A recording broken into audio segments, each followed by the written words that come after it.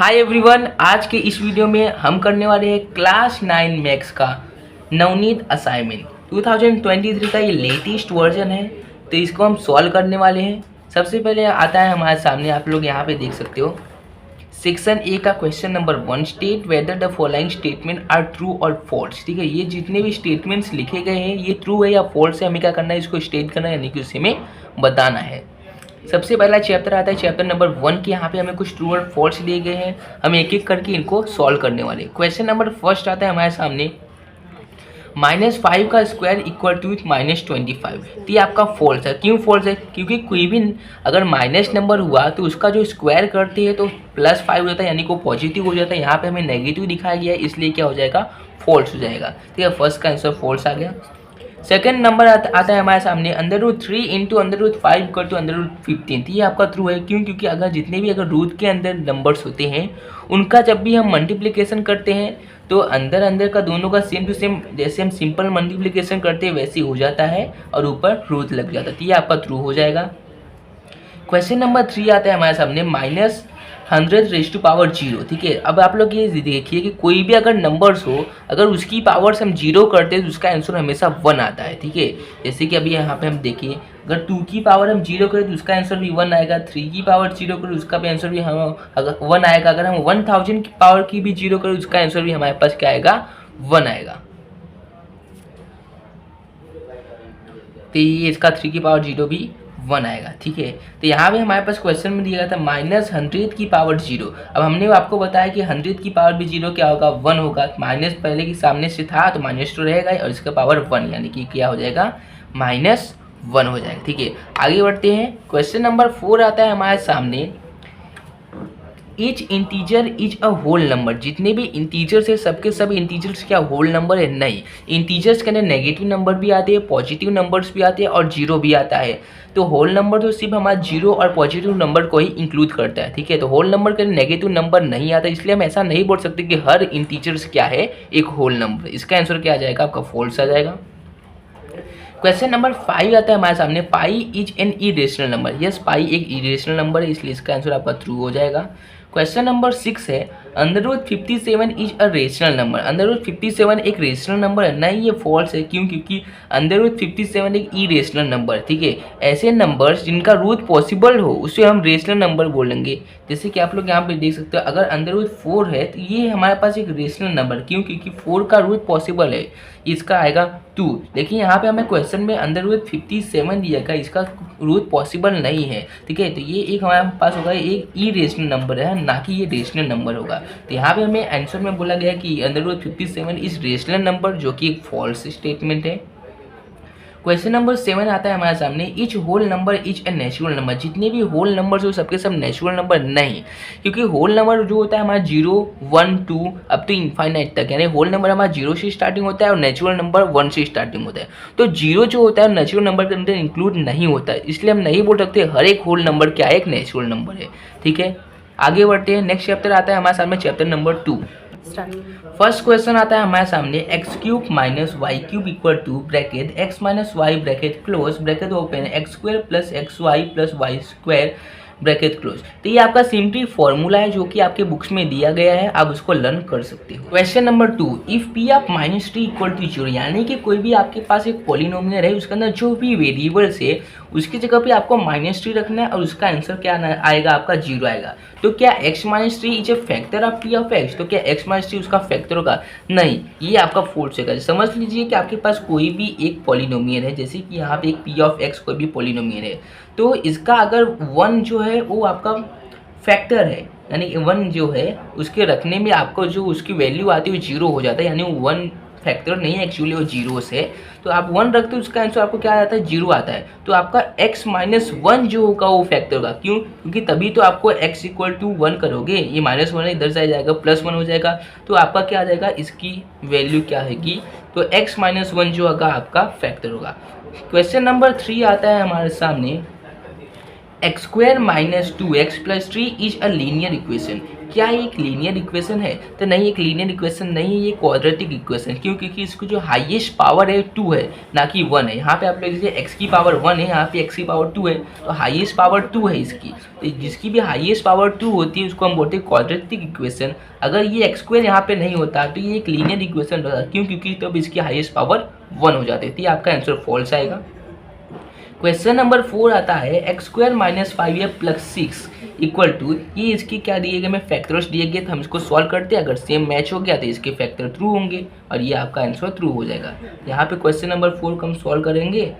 X square minus 5x plus 6 equal to 0, इसके हम दो फैक्टर लेंगे, 3 2 जा 6, तो यहाँ पे x square minus 3x minus 2x plus 6 equal to 0, x common लेंगे, x माइनस 3 माइनस 2 को इसमें से कॉमन लेंगे, माइनस 2x माइनस आपका 3 आ जाएगा इक्वल टू 0। तो x माइनस 3 और x माइनस 2 ये आपके दो फैक्टर्स हो गए। हमको क्वेश्चन में भी दिया गया है कि x माइनस 3 और x माइनस 2 इसके फैक्टर्स हो, ये आपका आंसर ट्रू हो जाएगा। क्वेश्चन नंबर 5 आता है इन पॉलिनोमियल, या हमको पॉलिनोमियल दिया गया है। The coefficient of x square is 3/4। यहाँ पे जो एक्स स्क्वायर का चीज सामने होता है उसको हम कॉफिशिएंट बोलते हैं, लेकिन हमें कॉफिशिएंट साइन के साथ लेना होता है। यहाँ पे हमको नेगेटिव साइन दिया गया, यहाँ पे हमने पॉजिटिव लिया है, इसलिए आपका क्या आंसर आ जाएगा, इसका फॉल्स हो जाएगा। क्वेश्चन नंबर 6 आता है हमारे सामने, दी डिग्री ऑफ पॉलिनोमियल। ठीक है, मैंने आपको बताया कि कोई भी पॉलिनोमियल की डिग्री क्या होती है, जो x की हाईएस्ट पावर होती है, यहाँ पे जो उसके अंदर भी वेरिएबल है उसकी हाईएस्ट पावर। तो यहाँ पे x है वेरिएबल, यहाँ पे x की पावर 1 है, यहाँ पे 2 है, यहाँ पे 3 है। तो आप लोग देख पा रहे हो कि यहाँ पे जो x की पावर 3 जो है, 3 एक हाईएस्ट पावर, तो इसकी हाईएस्ट डिग्री 3 होगी, ना कि 6 होगी। इसमें इसका आंसर क्या आ जाएगा, फॉल्स आ जाएगा। ठीक है, चैप्टर नंबर 3 का फर्स्ट क्वेश्चन है कोऑर्डिनेट एक्सिस इंटरसेक्ट ए 0,0, तो ये आपका ट्रू हो जाएगा। देखिए कोऑर्डिनेट एक्सिस क्या होता है, कोऑर्डिनेट एक्सिस में दो एक्सिस होते हैं, ये हो गया और ये हमारे पास एक्स एक्सिस होता है, ये हमारे पास वाई एक्सिस होता है। अब ये दोनों जो एक्सिस होते हैं वो एक पॉइंट पे इंटरसेक्ट करते हैं और वो पॉइंट का जो कोऑर्डिनेट होता है 0,0 होता है। ठीक है, तो ये आपका फर्स्ट क्वेश्चन में आपको यही बोला गया है, इसलिए आपका हो जाएगा true. Point 3 minus 5 3 minus 5 lies in second quadrant. अब देखिए ये हमने आपको एक क्वाड्रेंट एक्सिस बता दिया है। तो सबसे पहले यहाँ पे आपका जो होता है ये दोनों, ये आपका एक्स एक्सिस, ये हो जाएगा हमारे पास नेगेटिव एक्स एक्सिस, ये हो जाएगा वाई एक्सिस, ये आपका हो जाएगा नेगेटिव वाई एक्सिस। ठीक है, तो यहाँ पे आपका दोनों के दोनों पॉइंट जो होते हैं वो पॉजिटिव होते हैं। यहाँ पे फर्स्ट एक्स एक्सिस वाला नेगेटिव होता है, वाई एक्सिस वाला पॉजिटिव होता है। यहाँ पे दोनों को दोनों नेगेटिव होते हैं और यहाँ पे क्या होता है, आपका एक्स पॉजिटिव होता है, वाई नेगेटिव होता है। ठीक है, तो हम यहाँ पे देखते हैं हमारे पास पॉइंट दिया हुआ है 3 माइनस 5। अब 3 माइनस 5 यानी कि इसका जो एक्स कोऑर्डिनेट है, एक्स कोऑर्डिनेट तो पॉजिटिव है, वाई पॉइंट वाला जो है वो नेगेटिव है। ठीक है, तो आप लोग यहाँ पे देख सकते हो जो एक्स पॉजिटिव है और वाई नेगेटिव, तो एक्स पॉजिटिव वाई नेगेटिव आपको कहाँ पे मिलेगा, यहाँ पे। ये कौन से क्वाड्रेंट अप्लाई करता है, ये आपका फर्स्ट हो गया, ये सेकेंड क्वाड्रेंट, ये ये फोर्थ। ठीक है, तो आपको फोर्थ क्वाड्रेंट में लाई करेगा। यहाँ पे आपको बोला गया है कि थर्ड क्वाड्रेंट, तो इसका आंसर आपको फॉल्स हो जाएगा। आगे बढ़ते हैं next question number 3। Third question, the coordinate axis divide the Cartesian plane into 4 part. जो भी कोऑर्डिनेट एक्सिस होता है कार्टेशियन प्लेन को 4 पार्ट में डिवाइड करता है। यस ट्रू, हमने अभी देखा था ये जो एक्सिस है ये एक्स हो गया, ये वाई हो गया, इसको 4 पार्ट में डिवाइड करेगा, 1 2 3 4, ये आपका क्या हो जाएगा, ये आपके पास ट्रू हो जाएगा। नेक्स्ट आता है हमारे सामने question number 4, if e equal to 5 b equal to 7 c equal to 6 d equal to 10 then point a minus B and c minus D lie in third quadrant. हम इसको सॉल्व करते हैं और देख लेंगे हमने जो अभी पीछे देखा था उसके हिसाब से कौन से क्वाड्रेंट में ये लाई करता है। ठीक है, हमें बोला गया है कि a माइनस बी और c माइनस डी। क्वेश्चन में हमें दिया गया है कि a है हमारे पास 5 और b है हमारे पास 7, c है हमारे पास 6, d है हमारे पास 10। 5 माइनस 7 आपका -2 हो जाएगा, 6 माइनस 10 आपका -4 हो जाएगा। तो आप लोग यहाँ पे हमारा एक्स कोऑर्डिनेट भी पॉजिटिव नेगेटिव है और वाई भी हमारे पास नेगेटिव है, तो ये कौन से क्वाड्रेंट में लाई करता है, ये आपके पास थर्ड क्वाड्रेंट में लाई करता है। ठीक है, तो यहाँ पे हमें क्वेश्चन में बोला गया कि ये लाइज इन थर्ड क्वाड्रेंट, इसलिए इसका आंसर क्या हो जाएगा, ट्रू हो जाएगा। क्वेश्चन नंबर 5 आता है हमारे सामने, 0,8 is a point on x axis.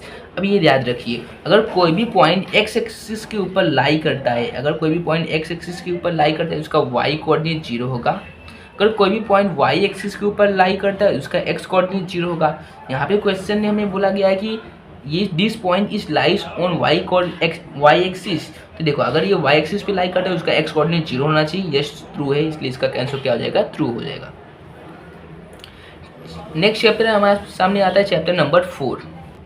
First question, linear equation in two variable has a unique solution. ठीक है, linear equation in two variable जो होती है उसकी यूनिक सॉल्यूशन होते हैं, नहीं उसके इनफाइनाइटली मेनी सॉल्यूशंस हो सकती हैं। ठीक है, उसकी हिट एंड ट्रायल से हम बहुत सारी वैल्यूज हम निकाल सकते हैं, उसके इनफाइनाइटली मेनी सॉल्यूशन होते हैं, इसलिए इसका आंसर आ जाएगा आपको फॉल्स। क्वेश्चन नंबर सेकेंड आता है, if 5, -2 is the solution of 5x + 2y = k, then k = 0। तो ये इसका जब सॉल्यूशन है 5, -2 इस लीनियर इक्वेशन का सॉल्यूशन है, तो इसको ये सेटिस्फाई करेगा। तो k की वैल्यू क्या आएगी, तो हम रख के चेक कर लेते हैं।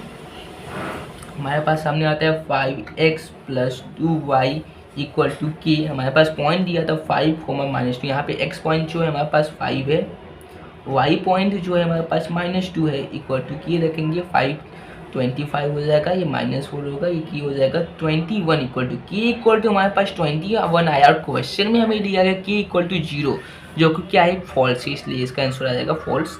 क्वेश्चन नंबर 2 आता है हमारे सामने, 3 आता है, for the equation f equal to 9/5c + 32, f equal to -40, then value of f and c numerically equal. ठीक है, इसमें बोला गया कि हमारे पास एक इक्वेशन दिया गया है फ़ारेनहाइट को डिग्री में कन्वर्ट करने के लिए, या डिग्री को फ़ारेनहाइट में कन्वर्ट करने के लिए 9/5c + 32। यहाँ पे हमें f इक्वल टू -40 दिया गया है, और बोला गया कि जब हम f इक्वल टू -40 हम इसके अंदर रखेंगे तब न्यूमेरिकली भी जो वैल्यू होती है c की वैल्यू भी क्या हमारे पास -40 आएगी। तो यस, आपको क्या करना है, ये -40 को इसके अंदर रखना है। आप जब इस इक्वेशन को सॉल्व करोगे तो आपको c की भी वैल्यू -40 आ जाएगी।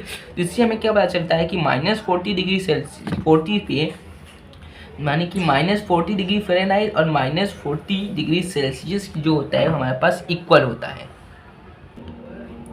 Question number 4, expressing 3x - 2y = 12 in form of y form. हमें इसको y फॉर्म में एक्सप्रेस करना है, हमको क्वेश्चन में दिया गया है 3x - 2y = 12, हमको क्वेश्चन में दिया गया है। हम क्या करेंगे, सिंपली कुछ नहीं करेंगे, 2y को इधर ले जाएंगे, 12 को इस साइड ले आते हैं, 3x प्लस है तो माइनस हो जाएगा, ये आपका 2y हो जाएगा।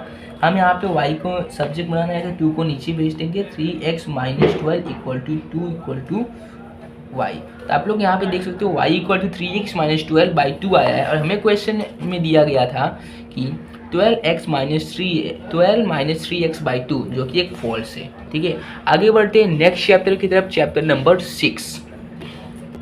First question, if a transversal intersect 2 parallel line, then the interior angle on the same side of transversal are equal. ठीक है, यहाँ पे हमें बोला गया है कि अगर कोई भी 2 पैरेलल लाइन होता है और एक लाइन जो दोनों पैरेलल लाइन को कट करे, ठीक है, ऐसी कोई लाइन पास होती हो तो उसको हम बोलते हैं ट्रांसवर्सल लाइन। ठीक है, इसलिए यहाँ पे हमारे यहाँ पे 1 2 3 4 5 6 7 8, ठीक है, 8 एंगल्स बनते हैं। ये दोनों एंगल्स होते हैं हमारे पास एक्सटीरियर, और ये दोनों एंगल्स भी होते हैं हमारे पास एक्सटीरियर। ये दोनों इंटीरियर होते हैं और ये दोनों हमारे पास इंटीरियर होते हैं। हमको क्वेश्चन में बोला गया है कि same side of transversal line are equal, यानी इंटीरियर एंगल ऐसे जो कि सेम साइड ऑफ ट्रांसवर्सल हो, तो ये हमारे पास ट्रांसवर्सल लाइन होगी सेम साइड। ठीक है, यानी कि ये और ये दोनों एंगल इक्वल होते हैं, तो ये दोनों एंगल इक्वल नहीं होते, इसलिए इसका आंसर आ जाएगा हमारे पास फॉल्स आ जाएगा। ये एंगल और ये एंगल इक्वल होते हैं। ठीक है, इसमें हमें बोला कि सेम साइड और इंटीरियर, यानी ये और ये, जो कि आंसर क्या आ जाएगा? फॉल्स आएगा। आगे बढ़ते हैं, क्वेश्चन नंबर 2 आता है, The supplementary angle of complementary angle of angle having measure 33 degree and measure 123। ठीक है, हमारे पास यहाँ पे एक कॉम्प्लीमेंट्री एंगल दिया गया है 33 डिग्री। ठीक है, कॉम्प्लीमेंट्री एंगल है, यानी कि कोई भी 2 एंगल होंगे उनके सम क्या होगा? 90 डिग्री होगा। तो ये और एक एंगल हम लेते हैं जो यहाँ इन दोनों का सम क्या होगा? 90 डिग्री होगा। अब यहाँ पे ऐसा कौन सा एंगल आना चाहिए जो कि 90 डिग्री होगा? यहाँ पे आपका आएगा 57 डिग्री। ठीक है, इन दोनों का सम क्या होगा? 90 हो जाएगा। अब हमें बोला गया है कि ये जो है ये क्या होना चाहिए, जैसे कि ये कॉम्प्लीमेंट्री की जगह सप्लीमेंट्री होना चाहिए, तो ये प्लस ये 57 हम रखेंगे ऐसे का ऐसे, और दोनों का सम अगर 180 हो गया, इसका मतलब क्या, वो सप्लीमेंट्री हो जाएगा। ठीक है, तो यहाँ पे ऐसा तो कौन सा एंगल आना चाहिए जैसे कि सप्लीमेंट्री हो जाए, तो ये आएगा आपका 123। यानी कि जब हमारा कॉम्प्लीमेंट्री एंगल 33 होगा और हम उसको सप्लीमेंट्री करना चाहते हैं तो 123 हो जाएगा, तो ये हमारा आंसर क्या हो जाएगा, ट्रू। तो सेकंड नंबर का आंसर में हमें वही दिया है 123, इसलिए इसका आंसर क्या आ जाएगा, ट्रू आ जाएगा। क्वेश्चन नंबर 3 आता है, the measure of supplementary angle of measure 75 is 15। अब सप्लीमेंट्री एंगल यानी कि दो एंगल का सम क्या होगा, 180 होगा। यहाँ पे हमारे पास एक एंगल 75 दिया है, तो उसके अंदर हम 15 प्लस करेंगे तो हमारे पास 90, जो कि एक कॉम्प्लीमेंट्री एंगल होता है, नॉट अ सप्लीमेंट्री एंगल। ठीक है, इसका आंसर हमारे पास क्या आ जाएगा, फॉल्स आ जाएगा। If one of the two angle of linear pair has measure x, the measure of other is 180। अब यहाँ पे हमारे पास लीनियर पेयर एंगल ये हमारे पास ये, इसमें से हमें बोला कि एक एंगल अगर हमारे पास x है तो दूसरा एंगल क्या होगा, तो यहाँ पे ये दोनों का हमको पता है कि स्ट्रेट लाइन है तो पूरा एक 180 डिग्री होगा, तो 180 में से अगर x को माइनस कर देंगे तो हमें ये दूसरा वाला एंगल मिल जाएगा। यहाँ पे हमें वही बोला कि 180 माइनस x होगा, जो कि एक आंसर ट्रू है। क्वेश्चन नंबर 5 आता है, if angle A equal to angle B, यानी एंगल ए और एंगल बी इक्वल है। इसने बोला है कि angle A and B are supplementary angle, यानी इन दोनों का सम कितना होगा, 180 होगा। तो एंगल ए 45 होगा। देखो अगर एंगल ए 45 है, इसका मतलब एंगल बी भी 45 है, दोनों इक्वल है, तो इन दोनों का सम तो नहीं होगा भाई 180, नहीं होगा, क्योंकि तो ये तो 90 होगा, 90 इज नॉट इक्वल टू 180। इसका मतलब क्या हुआ कि एक सप्लीमेंट्री एंगल नहीं है। ये सप्लीमेंट्री एंगल कब होगा, जब एंगल ए या फिर एंगल बी क्या होगा, दोनों के दोनों जब 90-90 हो जाएंगे तब जाके एक सप्लीमेंट्री एंगल होगा। ठीक है, ठीक है। क्वेश्चन नंबर 2 से हम नेक्स्ट पार्ट में करेंगे। तो अगर आपको नेक्स्ट पार्ट चाहिए तो लाइक कीजिए, सब्सक्राइब कीजिए, शेयर कीजिए। मिलते हैं अगले वीडियो में। जय हिंद, जय भारत।